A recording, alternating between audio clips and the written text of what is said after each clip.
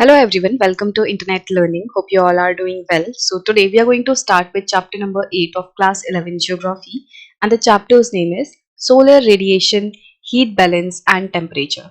So first of all, if you haven't watched the earlier chapters, then please click on the I button. There you will find the playlist, and also join our WhatsApp channel, and for that link is in the description box.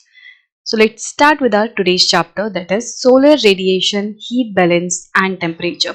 So chapter के नाम से ही पता चल रहा होगा कि इस chapter में हम सूरज से आने वाली जो रेडिएशन होती है उनके बारे में पढ़ने वाले हैं। तो सोलर मतलब होता है रिलेटेड टू सन, रेडिएशन मतलब कि जो भी हीट, जो भी किरणें एक तरीके से सूरज की धरती की तरफ आ रही हैं, तो उनको हम क्या बोलेंगे, सोलर रेडिएशन।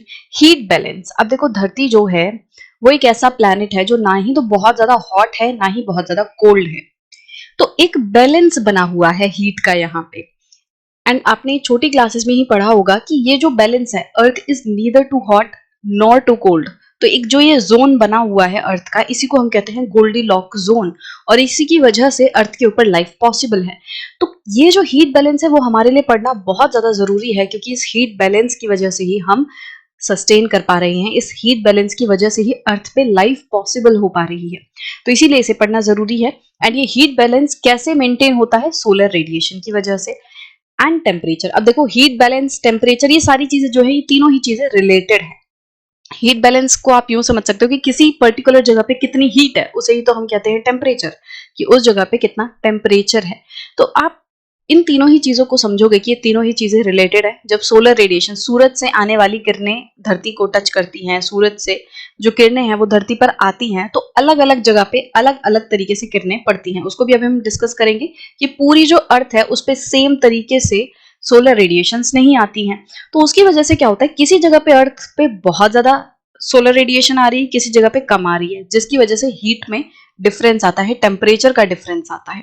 और फिर हम देखेंगे कि किस तरीके से जो एटमॉस्फेयर है उसमें अलग अलग गैसेस, अलग अलग dust particles, water vapour, clouds, ये सारी चीजें जो है वो हीट बैलेंस को मेंटेन करने के लिए काम करते हैं। तो ये सारी चीजें हम इस पूरे चैप्टर में पढ़ने वाले हैं। तो ये मतलब जैसे जो हमने 7th चैप्टर पढ़ा था ना एटमॉस्फेयर के बारे में, तो वो एक तरीके से आपको इंट्रोडक्शन दे रहा था एटमॉस्फेयर के बारे में कि एटमॉस्फेयर क्या है। अब इस चैप्टर में हम एटमॉस्फेयर में होने वाली एक्टिविटीज को डिस्कस करेंगे। एक तरीके से आप ऐसा समझ सकते हो कि ये जो पूरा एटमॉस्फेयर है वो किस तरीके से इस हीट के साथ डील करता है, उसको हम पढ़ेंगे। तो शुरू करते हैं। So do you feel air around you, तो क्या आपको अपने चारों तरफ एयर महसूस होती है? तो ऑब्वियसली जब भी कुछ हवा वगैरह चलती है या फिर कोई फूंक भी मारता है, तो एक तरीके से हम कह सकते हैं कि वो एयर ही है, एयर का ही पार्ट है। हम सांस लेते रहते हैं कंटिन्यूअसली, तो हमें यहाँ हवा का जो एहसास है वो कंटिन्यूअसली होता रहता है।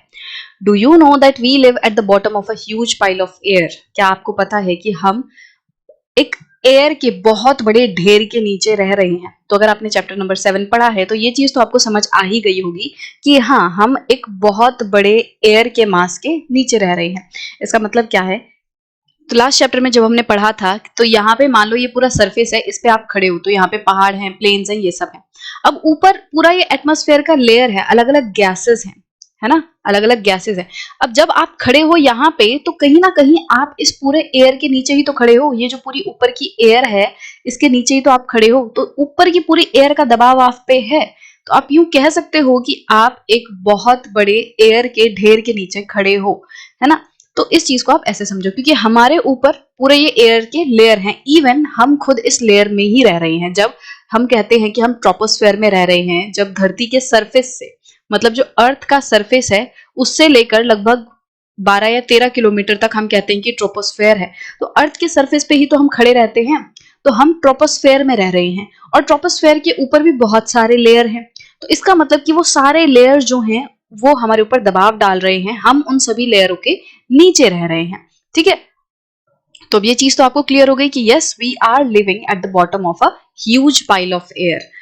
We inhale and exhale but we feel the air when it is in motion, हम लगातार सांस लेते रहते हैं, सांस छोड़ते रहते हैं, तो हम इस चीज को ना बहुत ज्यादा फोकस नहीं करते इस चीज पे कि हाँ, एयर को हम ब्रीद इन कर रहे हैं, एयर को हम एक्सहेल कर रहे हैं।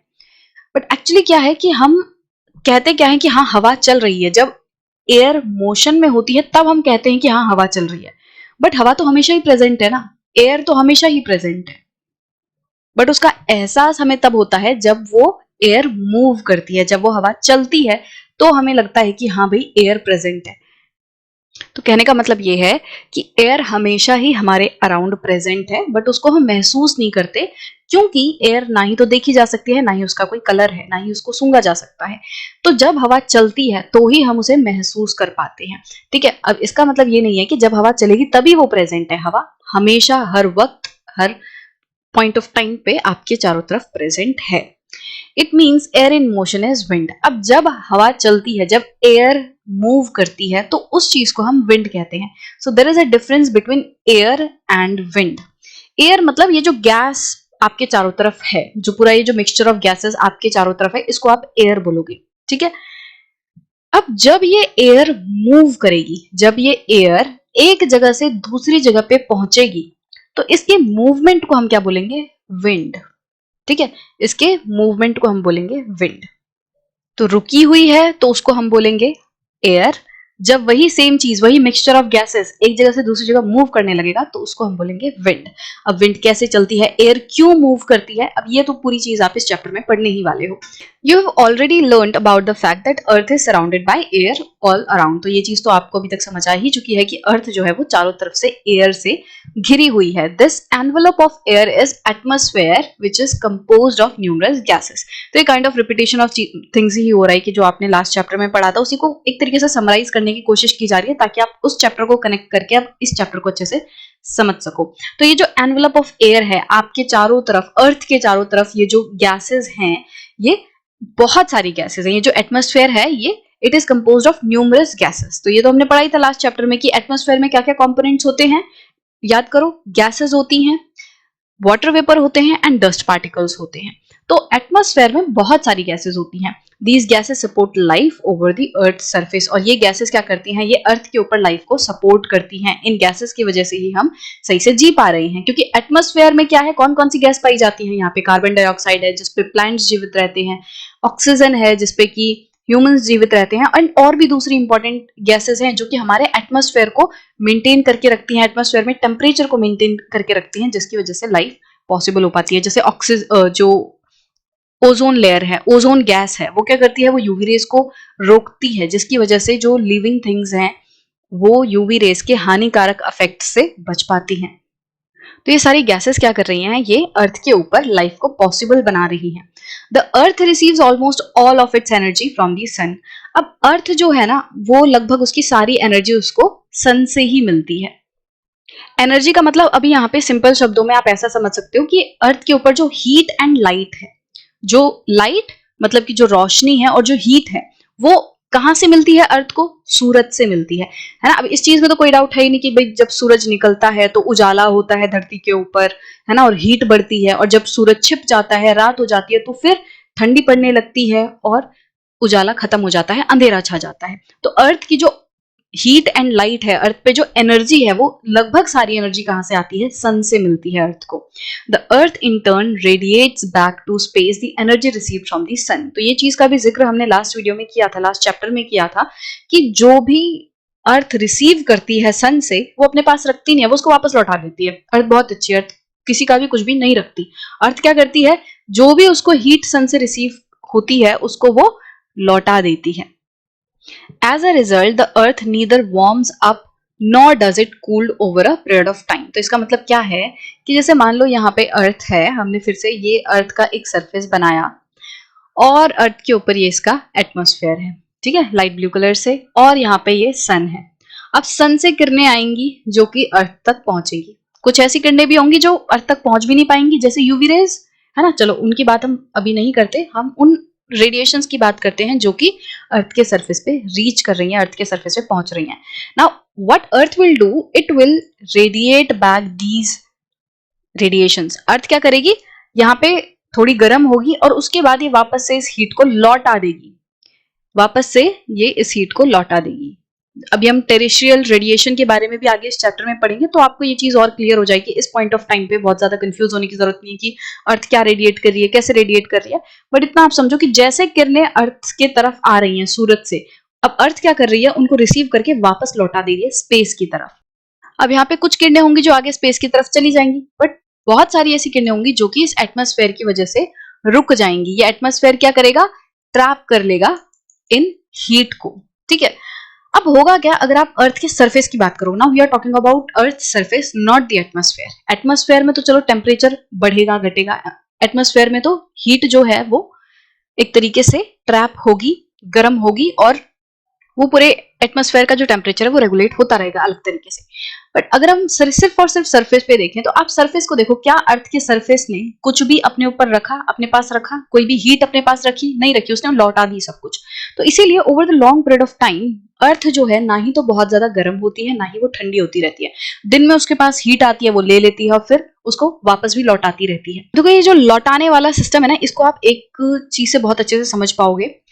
जो बर्फीले इलाके होते हैं वहां पे क्या होता है, जो बर्फ होती है ना वो बहुत ही ज्यादा तेजी से, मतलब बहुत ज्यादा बड़े लेवल पे इंटेंसिटी से वो इन रेडिएशंस को वापस भेजती है।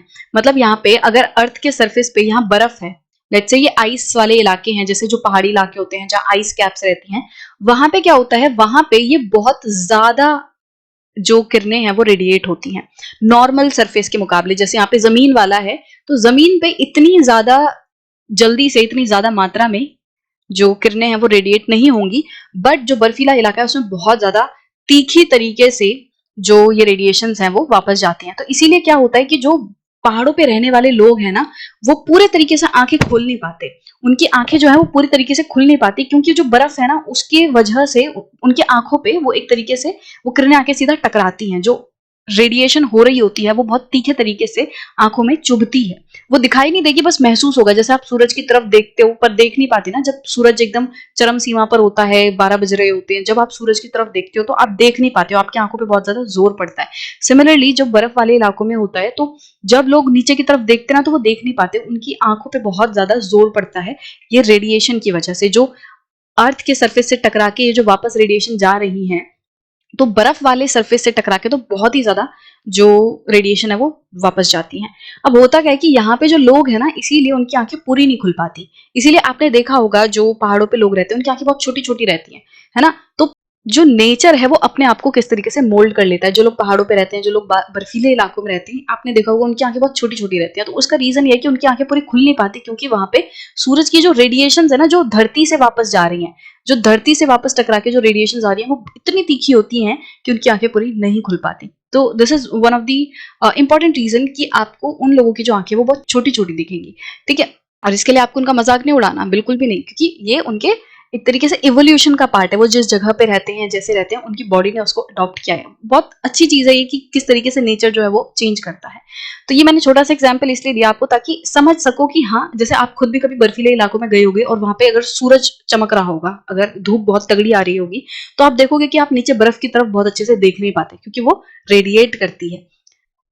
ठीक है, तो चलो ये सारी बातों को छोड़कर वापस अपने मुद्दे पे आते हैं। तो बात ये है कि अर्थ जो है, क्योंकि वो हीट रिसीव करती है और वापस कर देती है, तो इसीलिए अर्थ का सरफेस जो है वो बहुत ज्यादा गर्म या बहुत ज्यादा ठंडा नहीं होता है ओवर द पीरियड। वो लेता रहता है हीट और वापस देता रहता है, हीट लेता रहता है, वापस देता रहता है। तो गर्म होती है, ठंडी होती है, गर्म होती है, ठंडी होती है, ऐसी होती रहती है। और जिसकी वजह से अर्थ के सरफेस का जो टेम्परेचर वो नॉर्मल बना रहता है। Thus, the amount of heat received by different parts of the earth is not the same. अब इस लाइन को समझने से पहले आप अपनी छोटी क्लासेस को याद करो। हमने ये देखा था कि अर्थ जो है ना वो हमारी थोड़ी टिल्टेड है। इस तरीके से ये अर्थ है और ये इसकी एक्सेस है। ठीक है, तो अर्थ जो है वो इस तरीके से वेस्ट टू ईस्ट की तरफ घूम रही है और यहाँ पे मान लो सन है। ठीक है, ये सन है और ये बीच में इक्वेटर बना दिया मैंने, ये इक्वेटर है। ठीक है, अब आप देखोगे कि जो सूरज की किरणें हैं ना वो अर्थ के सरफेस पे हर जगह सेम तरीके से नहीं आती हैं। ठीक है, तो सूरज थोड़ा दूर है तो हमें थोड़ा छोटा दिखता है, तो मैं ऐसे बना लेती हूँ। अब आप देखोगे कि ये जो सूरज की किरणें आ रही है ना, वो पोलर वाले इलाकों पर बहुत ही इस तरीके से स्लैंटिंग हाइट में पहुंचती है, मतलब एक तरीके से स्लैंटेड रहती है, ओब्लिक रेज कहते हैं इन्हें। ठीक है, और ये वाली रेस देखो, ये 90 डिग्री का एंगल बना रही है इक्वेटर पे जो गिर रही है, ये 90 डिग्री का एंगल इस टाइम पे बना रही है, और इसको हम कहते हैं ओवरहेड रेस। तो ये जो ओवरहेड रेस है ना, ये बहुत ही ज्यादा तीखी होती है। आप ऐसा समझ सकते हो कि कम जगह पे ज्यादा हीट रिसीव हो रही है। इक्वेटर वाला इलाका इतना गर्म क्यों है? क्योंकि वहां पे कम जगह पे ही बहुत ज्यादा सोलर रेडिएशन रिसीव होती है। वहीं आप देखोगे जो पोलर रीजन है, यहाँ पे जो सन है उसकी हीट जो है वो कैसे आ रही है, अब ये ज्यादा जगह पे कम सन की रेज पहुंचती है। अब इसका भी एग्जाम्पल आपने छोटी क्लासेस में देखा होगा कि आप एक टॉर्च को लेके एग्जाम्पल देख सकते हो कि अगर आप टॉर्च को दीवार पे मारोगे तो जो एकदम सामने वाला हिस्सा होगा टॉर्च का वो बहुत ही ज्यादा कैसा होगा, एकदम ब्राइट होगा, बट थोड़ा थोड़ा साइड में जो टॉर्च से लाइट पड़ रही होगी, मान लो ये टॉर्च है, ठीक है, अब इस टॉर्च से जो लाइट पड़ रही होगी तो उसके साइड साइड में, यहाँ दीवार पे जो साइड साइड में एरिया होगा वो बहुत ज्यादा ब्राइट नहीं होगा, वो कम ब्राइट होगा। तो आप इसी चीज को समझ सकते हो कि जो साइड साइड में किरणें पहुंचती हैं सूरज की, यहाँ पे उजाला तो रहता है बट बहुत ज्यादा हीट नहीं रहती है, गर्मी बहुत ज्यादा नहीं रहती। गर्मी होती है यहाँ पे क्योंकि ये वाला इलाका एकदम सूरज के सामने आता है और इस पे एकदम सीधी आके सूरज की किरणें पड़ती हैं। यहाँ कम जगह पे ज्यादा हीट होती है और यहाँ ज्यादा जगह पे कम हीट होती है, तो इसलिए जो पोलर रीजन्स हैं वो कोल्ड होते हैं और ये इक्वेटर वाले रीजन बहुत ही ज्यादा हॉट रहते हैं। ठीक है, तो इसका मतलब आपको क्या समझना है कि अर्थ के सरफेस पे सारी जगह पे इक्वल तरीके से रेज नहीं पहुंच रही हैं। इसमें तो कोई डाउट नहीं है ना कि अर्थ पे जितना भी सरफेस है अर्थ का, अलग अलग जो लैटिट्यूड्स हैं, हर एक लैटिट्यूड पे जो सोलर रेडिएशन है वो अलग तरीके से आ रही है। जो हमारे इक्वेटर एंड जो ट्रॉपिक्स रीजन्स हैं वहां पे सबसे ज्यादा हीट रिसीव होती है, बट अगर हम बात करें जो हमारे पोलर रीजन्स है वहां हीट कम रहती है, वहां पे सोलर रेडिएशन बहुत ज्यादा नहीं पहुंच पाती हैं। और आपने देखा होगा कि जो पोलर रीजन्स है वहां पे 6 महीने दिन और 6 महीने रात रहती है, तो वहां पे सूरज की किरणें बहुत ज्यादा अच्छे तरीके से नहीं पहुंच पाती हैं। अब जब पूरी अर्थ इक्वल तरीके से हीट रिसीव नहीं करेगी तो इस रेडिएशन की वजह से होने वाली जो एक्टिविटीज हैं वो भी हर जगह पे सेम नहीं होंगी। ठीक है, अर्थ के सरफेस पे अलग अलग जगह पे अलग अलग तरीके से हीट रिसीव हो रही है, सोलर रेडिएशन रिसीव हो रही हैं। अब जब ये सोलर रेडिएशन वापस से रेडिएट करेंगी, एटमॉस्फेयर में ट्रैप भी होंगी, तो ये सारी चीजें सेम नहीं होंगी क्योंकि कहीं पे तो ज्यादा हीट रिसीव हो रही है, जहां पे ज्यादा हीट रिसीव होगी वहां पे ज्यादा रिफ्लेक्ट भी होगी। ठीक है, जहां पे कम हीट रिसीव होगी वहां कम रिफ्लेक्ट होगी। तो मतलब कि ये जो सोलर रेडिएशन अलग अलग रिसीव होती है अर्थ के सरफेस पे, इसकी वजह से जितनी भी रिलेटेड एक्टिविटीज हैं वो भी अर्थ के सरफेस पे अलग अलग होती हैं। So this variation causes pressure differences in the atmosphere. और इसकी वजह से क्या होता है, हमारे एटमोस्फेयर में प्रेशर डिफरेंस होता है। तो देखो, जब सोलर रेडिएशन अर्थ की तरफ आएगी और अर्थ जब उसको रिफ्लेक्ट बैक करेगी तो उसकी वजह से क्या होगा, जो एटमोस्फेयर है वो गर्म होने लगेगा। यहाँ पे देखो, जब अर्थ जो है रिफ्लेक्ट करेगी तो इसकी वजह से क्या होगा, ये जो हमारा एटमोस्फेयर है वो तो हीट ट्रैप करता है, जैसे कार्बन डाइऑक्साइड वगैरह है वो क्या करते हैं, वो हीट ट्रैप करते हैं। तो यहाँ पे अब हमारा एटमॉस्फेयर जो है वो गर्म होने लगेगा, या यूं कह सकते हैं अर्थ के सरफेस के ऊपर की जो एयर है ना, एयर जो है वो गर्म होने लगेगी। और देखो, जब कोई भी चीज गर्म होती है ना तो वो हल्की हो जाती है और वो ऊपर की तरफ उठने लगती है। ये चीज हमने बहुत डिटेल में तब भी डिस्कस की थी जब हमने अर्थ के इंटीरियर वाले चैप्टर्स पढ़े थे, जिसमें हमने मैग्मा की बात की थी और किस तरीके से मैग्मा जो है वो कन्वेक्शन करंट्स चलाता है। तो उसमें जब हमने डिस्कस किया था तो भी हमने ये चीज बात की थी इस चीज के बारे में कि जब कोई चीज बहुत गर्म हो जाती है ना तो वो ऊपर की तरफ उठती है, वो हल्की हो जाती है और ऊपर उठती है।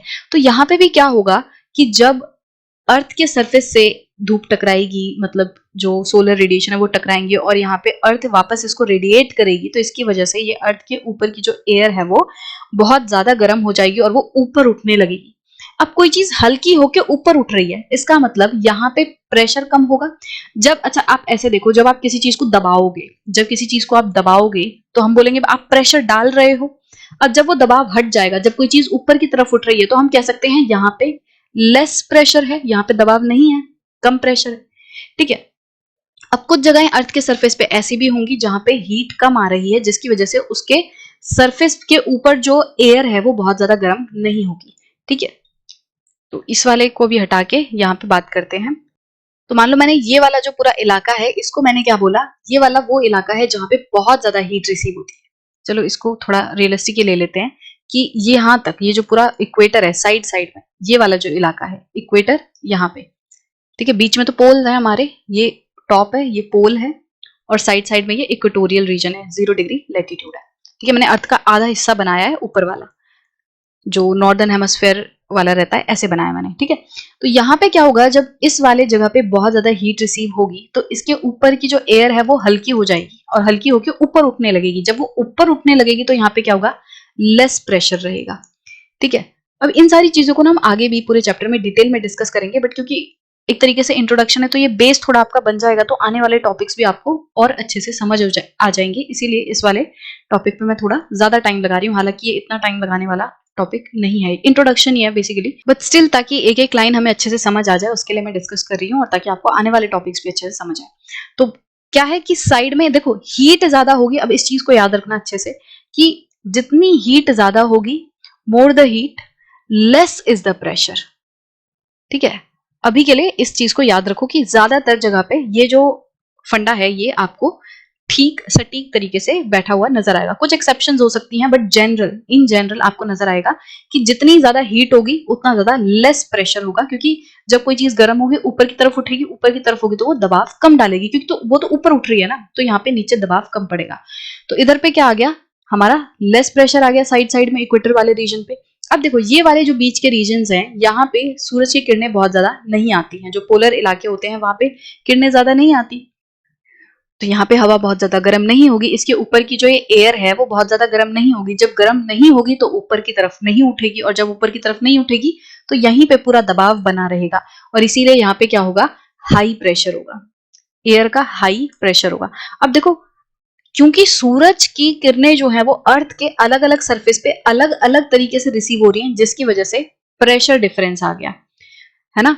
कुछ जगहों पे लेस प्रेशर है, कुछ जगहों पे हाई प्रेशर है, और जो विंड है, जो एयर है, वो कैसे मूव करती है, high pressure to low pressure move करती है। तो पोल वाले इलाकों से इक्वेटर वाले इलाकों की तरफ आपको एयर आती हुई दिखेगी। तो यहाँ पे मेन चीज क्या है कि सूरज की अलग अलग किरणें जो पड़ रही हैं अर्थ के सरफेस के ऊपर, उसकी वजह से प्रेशर डिफरेंस आ रहा है। तो मैंने यहाँ समझाने की कोशिश की कि प्रेशर डिफरेंस कैसे आएगा। इन्होंने बोला है ना, this variation causes pressure differences, तो उसी को मैंने एक्सप्लेन करने की कोशिश की कि कैसे जो प्रेशर डिफरेंस है वो आएगा। This leads to transfer of heat from one region to other by winds, और इसी की वजह से क्या होगा, जब प्रेशर डिफरेंस होगा तो एक रीजन से दूसरे रीजन पे जो विंड्स हैं वो चलेंगी और फिर वो हीट को ट्रांसफर भी करेंगी। जब हाई प्रेशर से लो प्रेशर की तरफ विंड चलेगी तो उससे क्या होगा, ये वाली जो जगहें हैं इनसे ठंडी इधर की तरफ आएगी, और यहाँ से जो गर्म हवाएं हैं वो इसकी तरफ जाएंगी ऊपर वाले लेवल पे। ठीक है, तो वो तो कन्वेक्शन चलेगी, बट सरफेस पे आप क्या देखोगे कि ये जो पोलर इलाके हैं उनसे जो ठंडी हवाएं हैं वो गर्म इलाकों की तरफ आएंगी, हाई प्रेशर से लो प्रेशर की तरफ आएंगी। तो हीट एक्सचेंज हो रही है, जो ठंडे इलाके हैं वो थोड़े गर्म हो जाएंगे और जो गर्म इलाके हैं वो थोड़े ठंडे हो जाएंगे। इस तरीके से हीट जो है वो चेंज हो रही है, और वो भी किसकी मदद से, विंड की मदद से। This chapter explains the process of heating and cooling of the atmosphere and the resultant temperature distribution of the earth. तो इस पूरे चैप्टर में आपको क्या पता चलेगा कि ये जो प्रोसेस है एटमॉस्फेयर के हीट करने का एंड कूल करने का, मतलब कि ये जो एटमॉस्फेयर गर्म होता है ठंडा होता है, इसका क्या पूरा प्रोसेस है, और उसकी वजह से किस तरीके से अलग अलग जगह पे अलग अलग टेम्परेचर डिस्ट्रीब्यूशन रहता है। अभी तो हमने इन जनरल एग्जाम्पल लिया कि मान लो ये इक्वेटर है और ये पोल है, ऐसे करके हमने एग्जाम्पल ले लिया, बट अभी हम अलग अलग जगह पे, मतलब अलग अलग लैटिट्यूड्स पे देखेंगे कि ये लैटिट्यूड्स वो हैं जहाँ पे मैक्सिमम गर्मी रहती है, ये लैटिट्यूड्स वो हैं जहाँ पे बहुत ज्यादा ठंडी रहती है। तो हम फिर लैटिट्यूड वाइज भी आने वाले टॉपिक्स में डिस्कस करेंगे, जिससे हमें ये समझ आएगा कि अर्थ के सरफेस के ऊपर जो टेम्परेचर डिस्ट्रीब्यूशन है वो कैसा है। तो आई होप कि आपको इस चैप्टर का जो बेसिक इंट्रोडक्शन है वो समझ आ गया होगा कि किस तरीके से जो सूरज की किरणें हैं वो अर्थ के टेम्परेचर को रेगुलेट करने का काम करती हैं। बहुत सारी ऐसी एक्टिविटीज होती हैं जो कि सूरज की किरणों पर डिपेंड करती हैं। तो क्योंकि पूरे अर्थ के सरफेस पे अलग अलग मात्रा में सूरज की किरणें रिसीव हो रही हैं, जिसकी वजह से ये जो रेडिएशन का पूरा प्रोसेस है, एटमॉस्फेयर के गर्म होने का प्रोसेस है, वो भी अलग अलग जगह पे अलग अलग होगा, जिसकी वजह से प्रेशर डिफरेंस आएगा और जिसकी वजह से फिर विंड्स चलेंगी।